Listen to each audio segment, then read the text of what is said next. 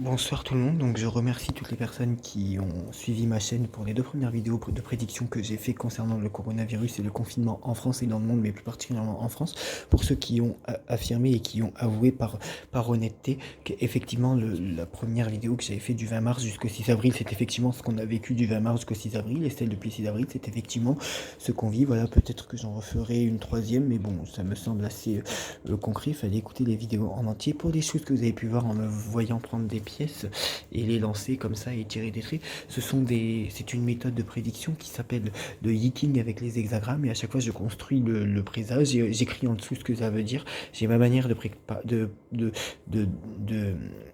j'ai ma manière de comment dire de de procéder au yiking et de l'interpréter, voilà, sachant qu'à chaque fois je vous écris simplement ce que le yiking veut dire, ce que l'hexagramme veut dire. J'avais construit clarté et je sais plus quoi pour le discours de monsieur Macron hier, et c'était la réalité, mais bien sûr après chaque hexagramme possède un sens général et une définition générale, et vient parler aussi dans chaque secteur possède un sens général et vient parler d'une chose précise en amour, en santé, argent. Donc à chaque fois quand je le fais pour la France, bien sûr je prends seulement le sens général de l'hexagramme. Voilà. Donc maintenant ce soir je voulais remercier les personnes qui écoutent de temps en temps, ou aussi ceux qui s'intéressent. Donc vous allez tout simplement vous concentrer sur une personne qui est très chère à votre cœur, qui est malheureusement disparue, et vous allez choisir un nombre entre 1 et 10. Vous allez mettre sur pause si vous le voulez, je vous le conseille, et vous obtiendrez un message. Voilà. Donc voilà, vous choisissez la carte que vous voulez. Pour ceux qui ont choisi la carte numéro 1, je suis là et je t'aide. Donc de base je travaille en médiumnité, d'accord, j'ai pas besoin des cartes.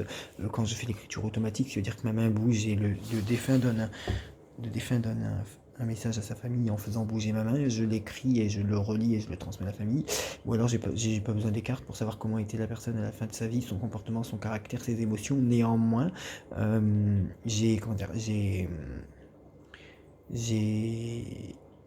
aussi ce support, parce que ça parle des fois plus aux familles de voir les choses écrites sur les, sur les cartes. Bon, alors je suis là et je t'aide. Ensuite, maintenant je ne souffre plus.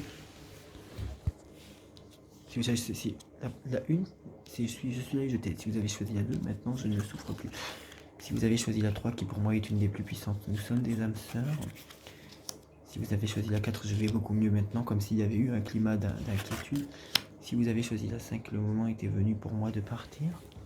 Si vous avez choisi la numéro 6, le message est « Je t'envoie des signes d'amour par la nature ». Si vous avez choisi la 7, nous nous sommes retrouvés en rêve. Si vous avez choisi la numéro 8, n'aie pas peur. Si vous avez choisi la numéro 9, je n'ai plus de préoccupations terrestres. Et la 10, nous serons à nouveau réunis. Donc pour moi, la première, c'est que tout simplement vous vous posez des questions et que vous êtes demandé si vous avez toujours fait les bonnes choses. La personne vous confirme qu'elle est là et qu'elle vous aide. La deuxième, c'est que cette personne est partie dans la souffrance physique ou mentale et qu'elle vous confirme que maintenant il y a bien et que vous n'aviez plus d'inquiétude à avoir.